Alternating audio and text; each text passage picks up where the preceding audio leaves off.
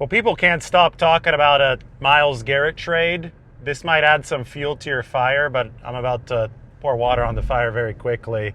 Myles Garrett did not show up to the start of the Browns' voluntary offseason program. But guess what? Even if Trent Williams signs a new contract with the 49ers before the start of their voluntary offseason program, he probably won't be there. That's a nice barn. I love the flag up on that barn. Look at this. Look at beautiful road. We're in Williamson County, right outside of Franklin, Tennessee. Yes, Trent Williams likely will not be at the 49ers offseason program. That really shouldn't be surprising to anybody, and it shouldn't be surprising that Myles Garrett is not at the start of the Browns' voluntary offseason program. Hey, these are two players. These are future Hall of Famers. Do you ever lose any sleep anymore over a matchup? Or? Yeah, of course. I mean, yeah, I'm be up in my bed thinking about it all night. I was up last night thinking about it. So, yeah, I guess you could say I do lose sleep. Garrett just signed his deal last year. These guys do not need to be at voluntary offseason programs. Now, you do need them at training camp. So I think it's important for the 49ers to get something done. Oh, my goodness, look at that. I think it's important for the 49ers to get something done before training camp. There's so much green here. This is unbelievable. I love it. Brandon Aiyuk, Daniel Jeremiah came out today and said there hadn't been a lot of interest from around the league in trading for Brandon Aiyuk, to which, well, I say, oh, well, obviously, if there had been interest, 49ers would have traded him by now. Here's the thing with Brandon Aiyuk, and the reason that Daniel said that there hadn't been a lot of interest is because people aren't sure about, how healthy he is coming off the ACL and the MCL. You've got to see him again. Well, this is going to work in a really simple way, and I think the 49ers understand that it contractually actually benefits them. Brandon Aiyuk has to show up to collect any money from the 49ers, and he obviously did not show up to close last season. If and when he does show up, and this is something he's going to have to do to force the 49ers to move off their current position, because if you don't have to pay him, you could just keep him indefinitely, right? It doesn't hurt you to keep him. If and when he does show up, he's going to be contractually obligated to put his best foot forward on the practice field.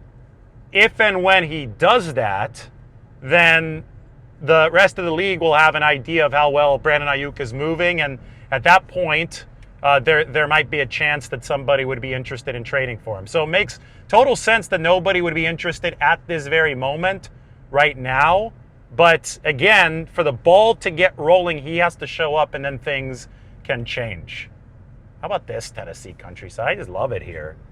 It's so green, and I think the weather is really nice right now. 49ers holding their local pro day today. Not a lot of big names. Now, Fernando Mendoza probably would definitely be the biggest name if he had actually showed up, but he didn't. He's going to be the number 1 overall pick of the Raiders.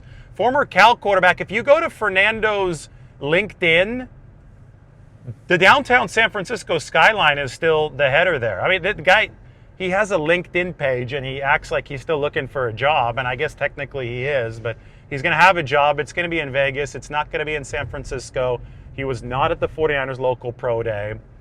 Neither was Sam Roush, the Stanford tight end. That's somebody that I would look out for as a potential 49ers prospect.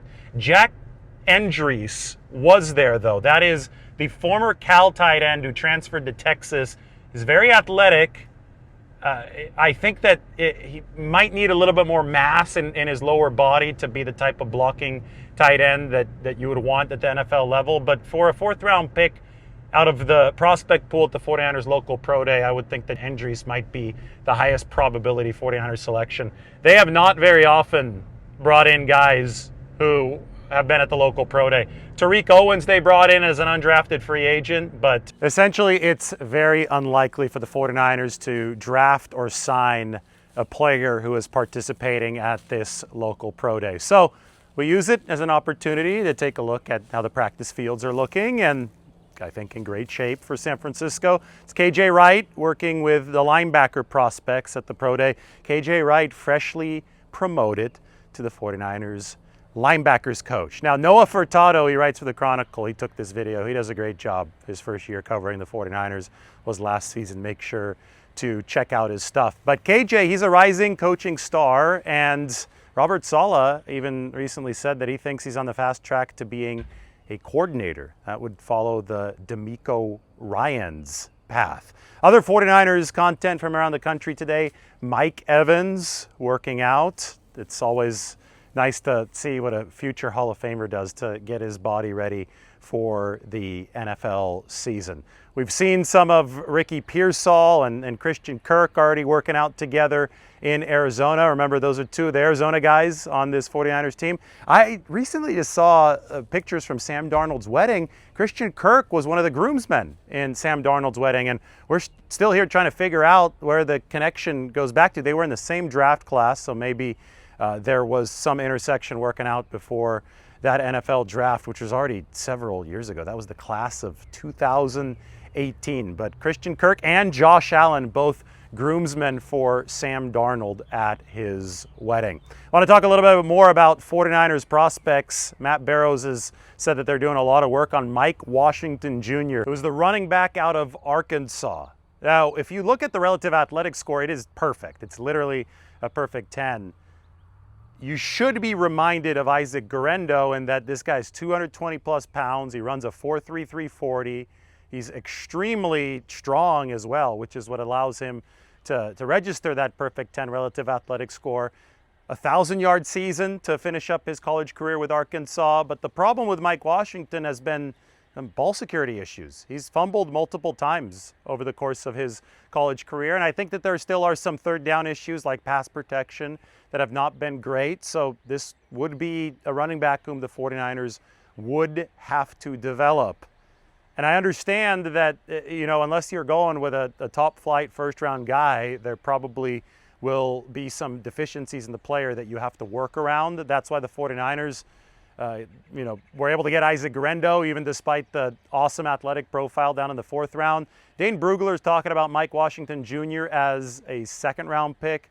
Our Mike Urtaza, thinks that Mike Washington is going to go in the 3rd round. Obviously, the 49ers don't have a 3rd-round pick, but it is one of the positions of need where the 49ers do need to add another body. The draft is unpredictable regardless of where you pick, unless you're the Raiders at pick number 1 this year with Fernando Mendoza, or maybe the 49ers back in 2019 with Nick Bosa. But especially if you're way down at number 27, like San Francisco is this year, it is the definition of a crapshoot. And that's something that I think needs to be firmly emphasized heading up into late April, is that the 49ers have several positions that they'd like to address, but they don't pick all the way down until number 27. They obviously don't have a 3rd rounder. They have a smattering of 4th round selections, and then they don't have anything after that. And who knows, maybe they're able to execute a trade, either a trade down, or maybe something crazy happens with Brandon Aiyuk sooner than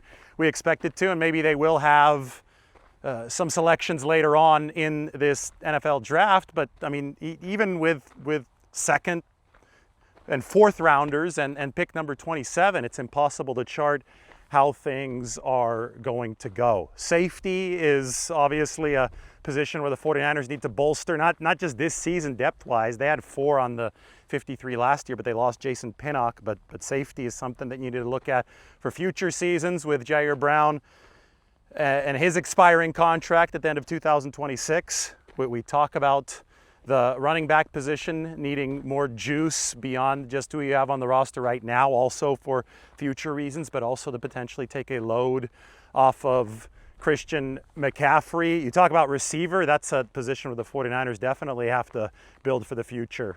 With Ricky Pearsall, the only young foundational piece under contract beyond 2026, guys like Jacob Cowing have to prove themselves. Jordan Watkins, Jacob Cowing, both working this offseason, but both still with a lot of runway in front of them before we can officially say that they have taken off. Now, somebody who has taken off, and I don't think he gets nearly enough respect for what he's done for the 49ers, but he deserves it, is Colton McKivitz. And he was working out on the lat pull downs. He's the guy that runs the hills in San Francisco, runs that very steep Kearney Street grade over there in North Beach. He's gotten better and better every season to where he's a firmly above average right tackle now. Colton signed a deal worth $15 million annually on the eve of the 49ers season opener, the game they won at Seattle. He decided to take less money last year instead of holding out and waiting like Jawan Jennings throughout the season. Took less money for more security early. And it was a very mature contract decision. It's one that has benefited Colton McKivitz with the security that he was looking for.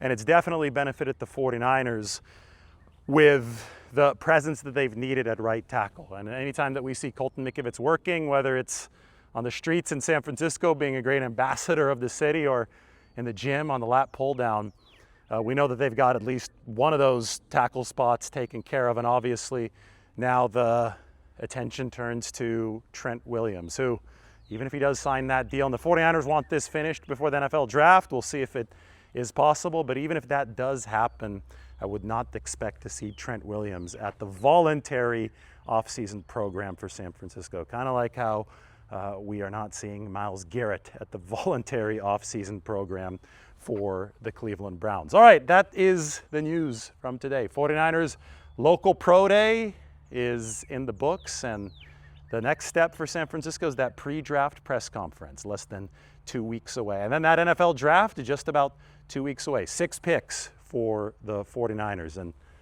that might not end up being the final tally for San Francisco. We'll see if any moves are made by then or during the event, but I can guarantee you that it is going to be one unpredictable draft for the 49ers. Exemplifies what this event is all about. It's a crapshoot. Throw as many darts up against the wall as you possibly can and see if you can improve your roster. Last 2 seasons seem to have gone solidly for the 49ers draft-wise. Still a lot of development left to come, and now they're trying to fill out this 2026 roster in this month of April.